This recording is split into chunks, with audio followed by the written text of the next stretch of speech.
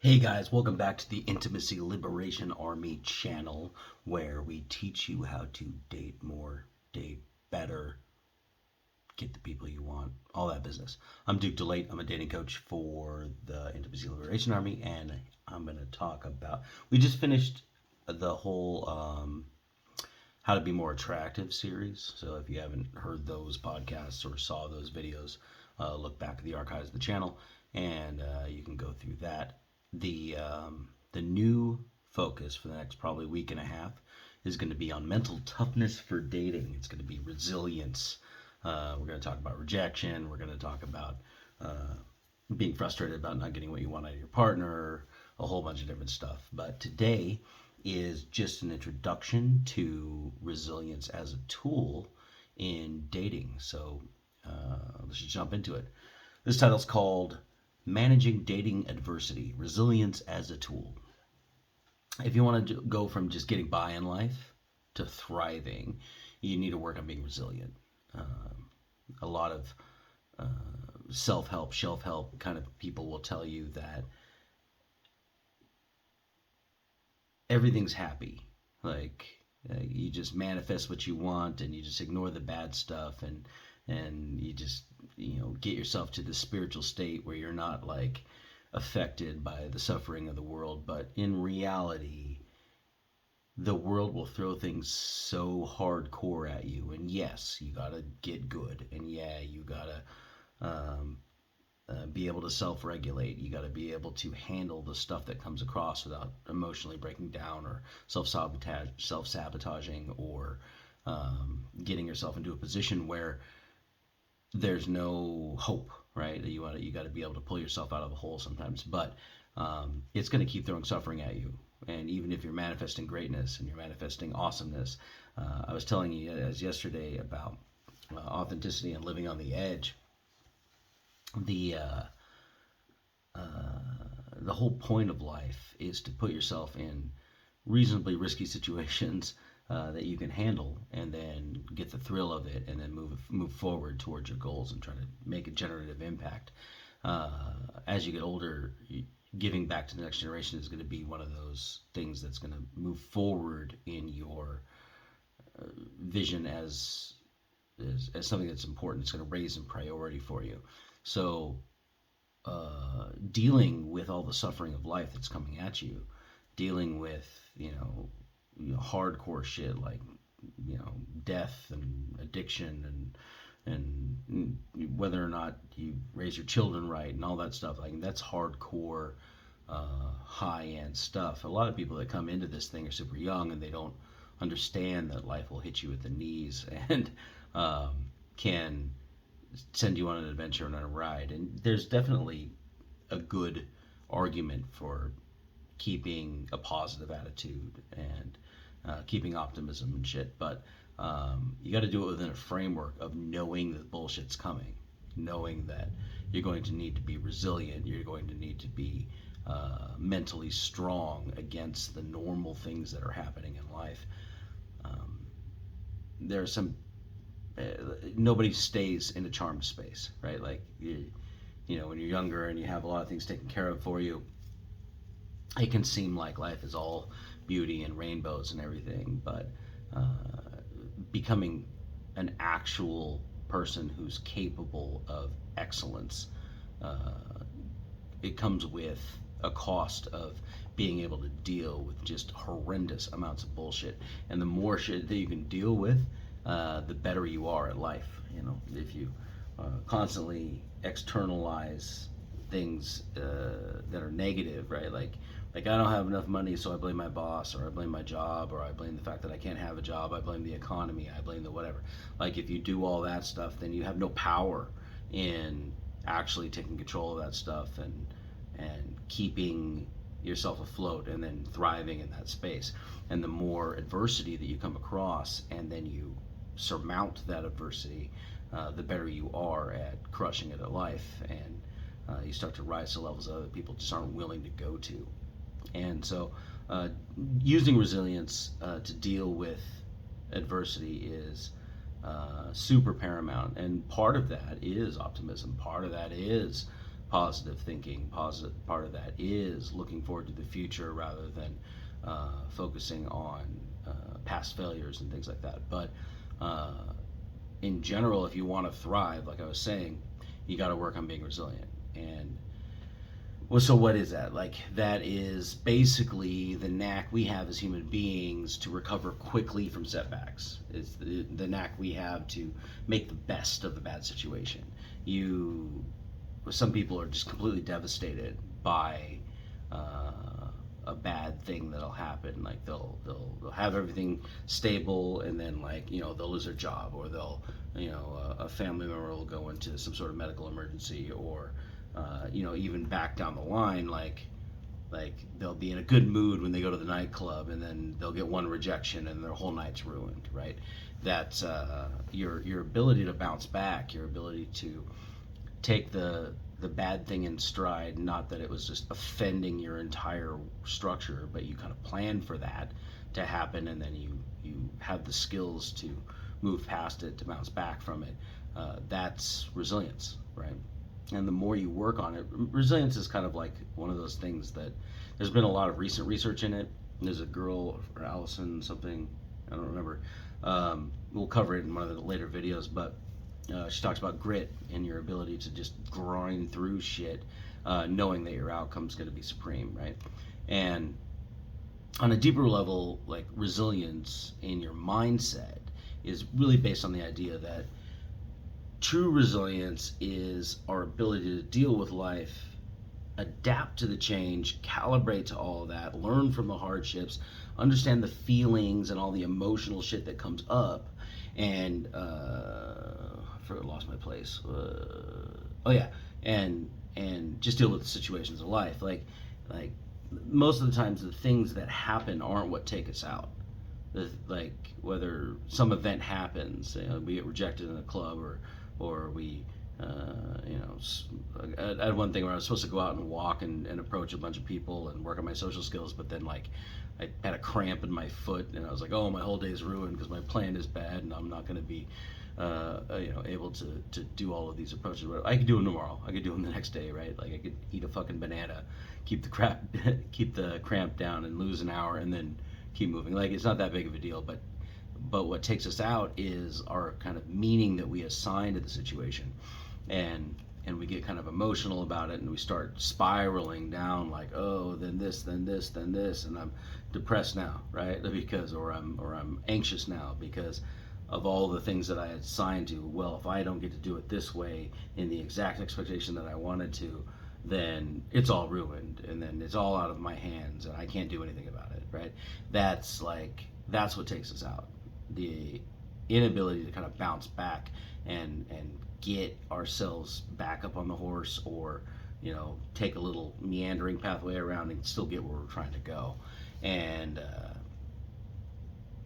if we want to build the resilience, then it can really only be accomplished through developing super self-awareness, knowing where your weaknesses are, and introspection, like really figuring out the meaning that we assign to things and make sure it's still serving us, make sure it's still valid. If you have the ability to bounce back quickly, it's a strength you can use as a super great advantage in a variety of situations. Like, if I can handle the stress of a moment, knowing that I can go around, go through an obstacle, and I'll figure it out on the way there, then it takes a lot of the stress out of it, because a lot of our stress that makes us spiral comes from the unknown. The ability to kind of like step back after a setback and then evaluate the situation and take stock of what we can learn from it, and then go try it again, like, immediately, is like the core of the practice of it, right? Like, a lot of times, I'd say a lot of people, but more like a lot of times, all of us have a situation that just takes us out of the knees and sets us back and makes our goals not accomplishable in the way that we expected to accomplish them. And if we can kind of step back, take a look at it, figure out what's going on, it'll teach us about ourselves, right? We're walking around not really aware of our core belief systems that are really running us, our trauma programs that are running us. We're not aware of them, and then we get into a shitty situation. Like, those things flare up and they come out. And a lot of the workshops and the trauma release stuff that we do, um, will actually go and bring those things up and put you into those uncomfortable places so that those programs can come to the surface. You can evaluate them and reconfigure them so that you act better kind of at the core level, super deep. Not a lot of the stuff that we do here at Intimacy Liberation Army, because we're more focused on dating and getting over fear and getting social skills. But like some of the other companies I've worked with, like Boundless Embodiment and Limitless Mentoring, we do live workshops with them. I'm one of their coaches, and they'll go into hardcore trauma stuff, and the facilitators are trained to deal with that stuff in real time so that you can kind of recalculate what's going on in your internal emotional system and be able to trust your emotions more. And so there's a lot of companies now that do that kind of based off the Hawkins model, and it's super useful. But the ability to have resilience, to the ability to bounce back from some bullshit, is really a blend of self-awareness and then being able to evaluate the situation, kind of like judge it, but like not all like sunk into the emotions of it, and then choosing to move past it, doing some other methodology. Sometimes you got to put your ego to the side. Sometimes you got to move yourself to a state where your trauma doesn't come hit you. Sometimes you got to resolve the trauma. But as you increase your levels of self-awareness, you'll start to learn that hardcore situations that happen to you when life tries to take you off the knees, it shows you who you are. And sometimes you surprise yourself with your strength and you can latch on to that. Sometimes you surprise yourself with your weaknesses and then you know what to fix. And it's like suffering is inevitable in life. Like we're gonna lose people, we're gonna get disappointed, we're gonna have goals and not be able to manifest them the way that we expected them to, so we got to adjust our expectations. Those things are going to happen, and you can start to really appreciate those moments because they show you who you are.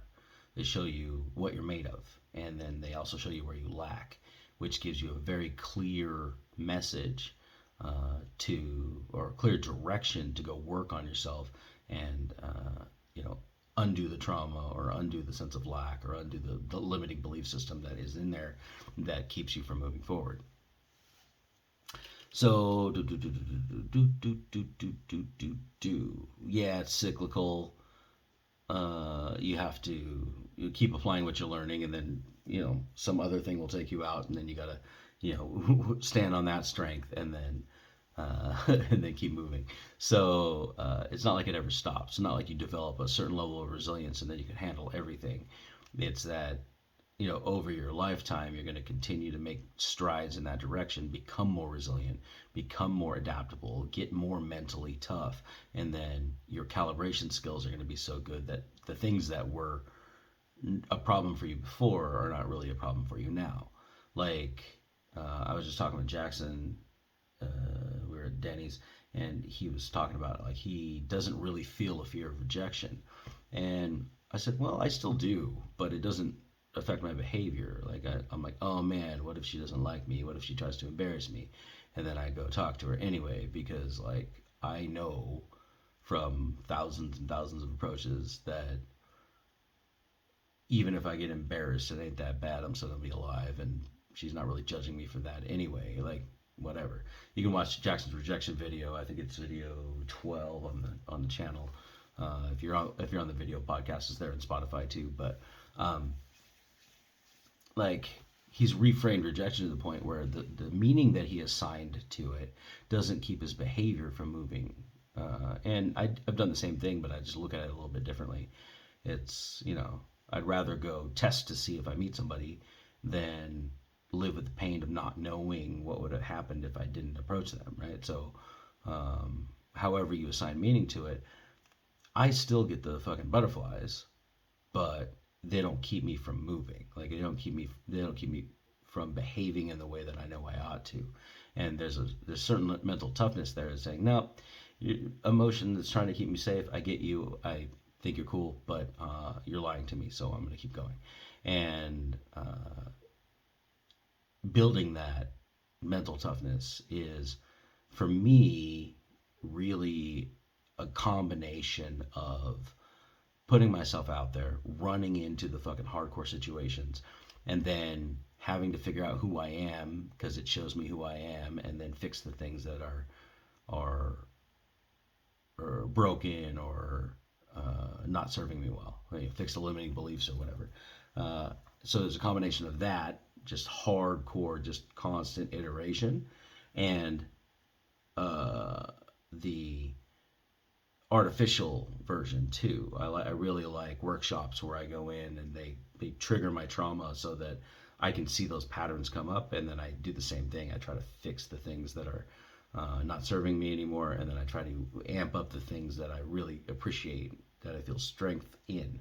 So I like doing those things cyclically. I like going out hardcore testing with the world, coming back in, meditating with myself, or going to a workshop where I'm facilitated well, fixing this stuff, then going back out into the world, test, and then coming back, right? I like that iteration. I like being able to just constantly punch myself against a wall and until the wall relents. Like I'm pretty after 15 years of self-development, I feel like that's really the rock solid process. I did a video on that a while back. Or a podcast.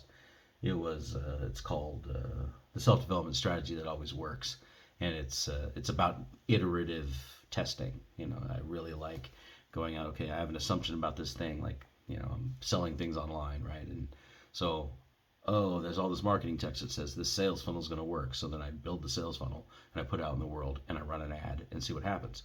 And sometimes it works well, sometimes it does not work well, and then I got to tweak something, and I tweak something, and I tweak something. As long as I keep tweaking, I'm always going to get better. I might have a few setbacks, but on the grand scale of things, I'm going to get better.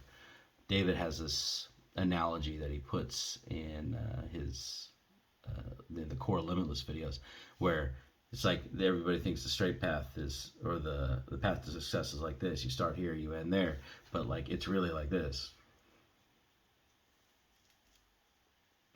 and then you end up there, right? Like it's squiggly and chaos and all over the place, but you are still constantly, if you look at the trends at any data point, you're doing this. You're still kind of there's still a line that's trending upward. You're not necessarily J curving at any point, and you're flipping around all over the place, but really you're still moving forward. You're still making progress, and it's really easy to kind of trust your dumb emotions and feel like you're not, and then you stop your behavior, and then you're not making progress anymore.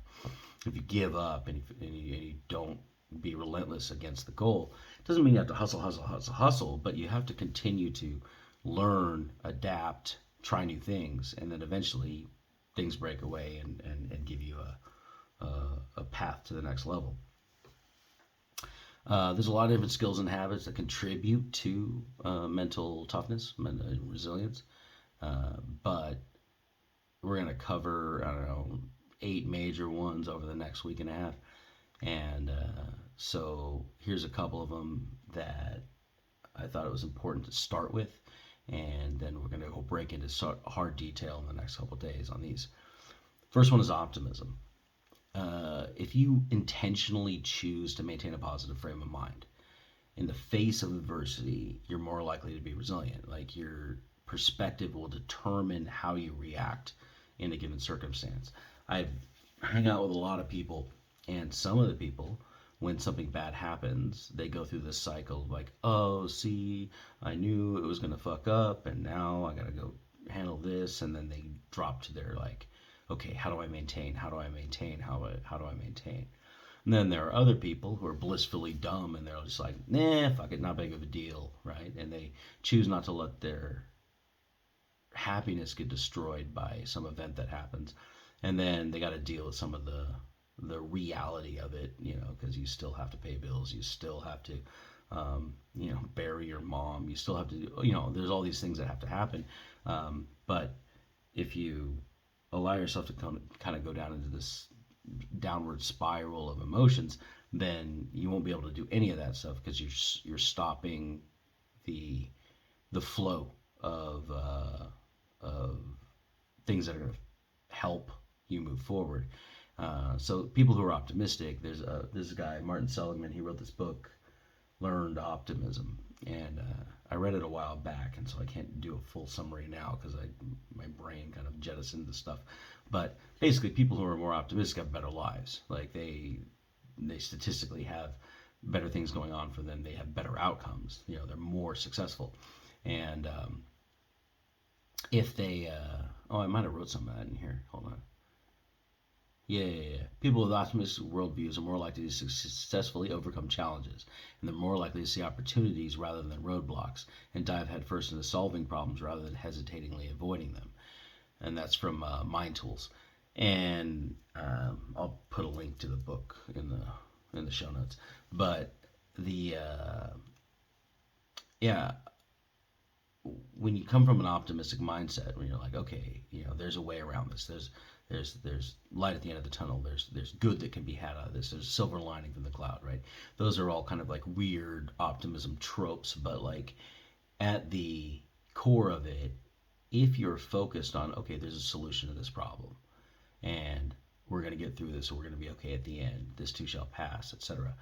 Like, you will see the opportunities out when you're looking for them. You know, what you focus on expands, and if you focus on the direness of it and how it's downward spiraling to this horribleness, then that's going to expand and be a reality for you. But if you focus on what's the trajectory out of this thing, or what's the exit point where we can get out of here that has a positive outcome for everybody involved, you're going to start looking for those opportunities and see those things that's going to expand, rather than seeing all the negative stuff and let that expand. And when it comes to, you know, airy-fairy concepts like manifestation, if you're manifesting at a negative level, like from a negativity or a pessimistic level, you're going to manifest pessimistic shit, because that's what you notice, and that's what you focus on, and that will expand, and you will manifest the more of that. It's how it works. Like, you focus on it, it gets bigger. So if you start focusing on opportunities, start focusing on solutions rather than the problems, then you'll start seeing more of the solutions of the problems. Your RAS will be attached to things that you can use to fix, to make better, to exit out from the fucking suffering and not be avoiding things. But if you just kind of avoid the problem, hope it goes away, it can come back and eat you at the end, because you're still focusing on the anxiety and the danger and the low level, you know, brooding that comes up when you're like avoiding the problem at hand.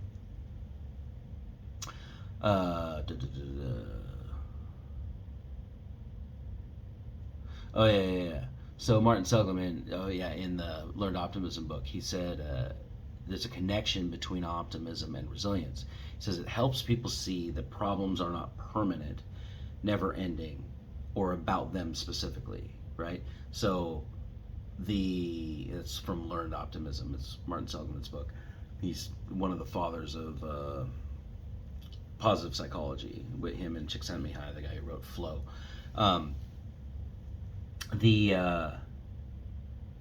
Like, your problems are, you know, I said this in other podcasts and videos, is your problems are not yours alone, right? Like, every human has to deal with the things that you have to deal with. And yes, there's uniqueness in there, because you and your personality and your experiences and your trauma and everything are mapped to it. But like, we all have to deal with death, we all have to deal with addiction, we all have to deal with it, and it touches us in our lives somewhere, if we're out there in the world at all. And you can reach out and find support with like-minded people, and the problems are not about you. They're not about your insecurities or how, like, they're just there. Like, the world is suffering. So if you and the more, if you go from the Buddhist mindset, the more you attach to it, the more you suffer. And they're generally not permanent. They're not never ending. You see all these crazy stories of people who had horrible things happen to them. Paraplegics and losing their leg, or whatever, right? And they can still make good lives and get value to the world out of it, and still have a lot of fulfillment, and still have a lot of happiness by moving towards their goals. It's not about you specifically, and they're generally not permanent. And when they are, then they're done. And there's no amount of self-help that can deal with it. But like, unless you're dead, you can't, like, it's not gonna, like, it's gonna get better, right? And so if you have a lot of optimism, it's gonna help you with your resilience. And so I've been talking kind of generally about it, and later on in further episodes of this thing, I'm going to really drill into what it means for dating and belief systems about partners and whatever. But I'm just talking kind of in a general overview about it. So the second thing, the first one was optimism. The second thing is your internal locus of control. You got to focus on the things that you can control. I don't need to explain locus of control to any of you. Probably you understand what internal locus and external locus is, but it's kind of an optimistic look at the world. And there are things that you just cannot control. And to focus on trying to fix something that you can't do anything to fix is really just kind of a fool's errand, and you spend a lot of mental cycles, you spend a lot of emotional cycles, moving into helplessness, moving into pessimism, moving into bitterness, moving into all of these things that don't serve you when you're trying to actually find solutions to the problem. So you want to focus on the things that you can control. But this will really help you in building your resilience, because when you have a small bit of things that you can control in a large fucked up situation, but you know that you can control this thing, and then you make the choice to move it in the direction of the thing, of the positive or outcome, the most positive outcome you can find, then you have a little bit of power there, right? And there's a little bit of confidence, there's a little bit of light at the end of the tunnel that shows up. If you focus on what you can control, and you put all of your energy and attention to the things that you can change, then you're going to have a lot of stuff in your head that's like, okay, solution-based, solution-based, solution-based, solution-based. You go fix the problem. Or let it go based, let it go, let it go, let it go, let it go, and stop being fucking affected and beaten down by the things that are happening that are outside of your control. Because if you let go of what you cannot control, and you don't allow it to affect you, and then you do the things that you can control, then you have a net positive effect on net positive effect on what your big crazy situation is. You allocate all your resources, and you have where it's going to have the greatest impact, and then it's going to yield the greatest results. And you can do that by stepping back, disconnecting from the emotions, and evaluating the situation. One, to kind of draw back and be like, okay, look at this kind of clinically. Or two, you can drop into the situation directly head on and practice presence, where you don't kind of like put in a bunch of bullshit from the future or the past in there, and then you just kind of look at the situation for how it is and how your emotions are responding to it at the time.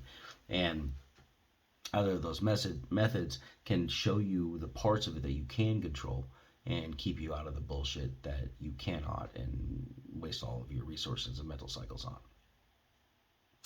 The third thing that's really going to help your resilience grow is self-awareness. The more aware of who you are, the more the world shows you who you are, and you accept that in the reality of it. It's critical. The more aware you are, it's critical. The more where you are, the better, the more resilient you can be, because you're operating with a correct map of your reactions, your emotions, your belief systems. If there's parts of yourself that are kind of hidden from you, if you haven't really integrated with your shadow, if you haven't really tested yourself against hard work and tried to like stand up in the face of adversity, then there's parts of you that are hidden and you're not aware of how you're going to react. You're just kind of fearful of like, maybe I'm not good enough, or maybe I'm not strong enough, or maybe I'm not mentally prepared enough, or whatever it is. And then you just kind of like balk and avoid things, and then that will never help. Like, you need to step up, see what you're made of, and then find mentors or find resources, find information to make you get better in that situation. And then the next time that comes up, then you're better off. Like, if you step back and you learn from it. If you're not self-aware, if you're just kind of blissfully going through life without really knowing who you are, then when the hard shit comes and tries to take you out, you're not gonna have the tools. Like, you just like, oh, this is I can't, and then you become overwhelmed, and you're not prepared, and then you start delegating responsibility and blame, and then you take all of your power out from under you. Even if you had a little bit that you could control before, you don't, because you are overwhelmed, and you stop giving. You stop. What's the word? You start giving your power away, and then you stop being able to do anything about it. So when you take the time to kind of figure out who you are, listing out your limiting beliefs, and like evaluating and trying to figure out like, okay, is this still serving me? Can I install something better? Or do I need an experience that's going to show me that this is possible and I thought it wasn't possible? And the insights gained through self-awareness, they can be used to bring out a bunch of positive changes, because you're not lying to yourself about how the world is or how you are, right? You're you become more resilient because it helps us keep the patterns and habits that actually work and deal with the problems and let us adapt and calibrate.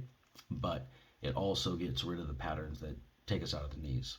Like I said, most of the things that take you out are the things that affect your behavior because of the meaning that you assign to them. It's not necessarily the event itself. I mean, yeah, you can have some grieving and,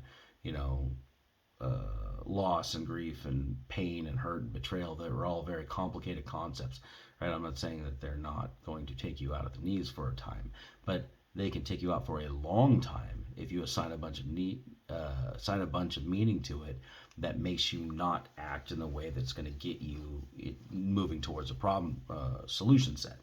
And it can take you out for much longer, years and years and years and years, like wallowing around in a depressed state, mental headspace, without managing it properly, because some crazy event happened to you. If you strengthen your ability to deal with your adversity, if you strengthen the ability to deal with your adversity through self-awareness, your outlook is going to be kind of a real look at the world versus up against the real look at who you are.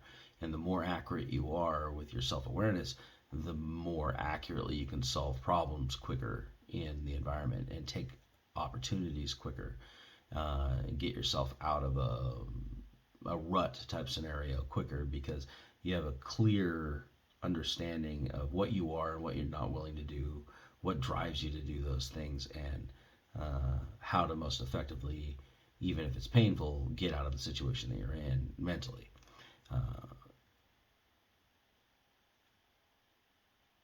Kind of the end to this kind of introduction thought process on resilience, I would much rather be skilled at problem solving, resilience, being able to bounce back from bullshit, being able to calibrate in real time to real suffering that comes my way. Yeah, we're gonna kind of zoom out and talk about dating in the next few videos, but like the concept of resilience in general, I would rather be able to calibrate, adaptable, resilient, than avoid all the problems. I would rather live a life that was also had suffering in it, rather than escape from the suffering that's inevitable. And I kind of philosophically, that's where I'm at. Like, I feel like the world is always going to hit you, so you might as well be able to deal with it really well. And so that's my primer, or my my opening salvo on resilience. And like I said, over the next week and a half, we're going to talk about more and more resilience concepts and how to apply them specifically to dating life, to your approaching life, to the fear and the fear of the unknown. But the three concepts that are super fundamental for building resilience is optimism, it's self-awareness. Oh, the second one was sorry, it's late. My brain's not working. Oh yeah, optimism, focusing on what you can change, and self-awareness. Working on self-awareness to make it so that you're more accurate in decision making and you can move and pivot quicker when you're trying to address the problem, seeing the opportunities and the solutions rather than the problems and the roadblocks. The optimism, looking for those opportunities rather than feeling crushed by the problem, and focusing on what you can control, not wasting a lot of mental cycles and emotional resources on things that you have no business working on because you can't really make a dent in them anyway. You focus on the things that you can control, then you can get a lot of self-awareness stuff, and you can also get a lot of self-confidence out of it because you can start seeing the needle move when you focus on the things that you can control. So those are the three concepts that are really going to underpin my arguments about resilience over the next week and a half. And thank you for watching. Like I said, we do these videos every damn day. So tune in tomorrow, and until then, stay awesome.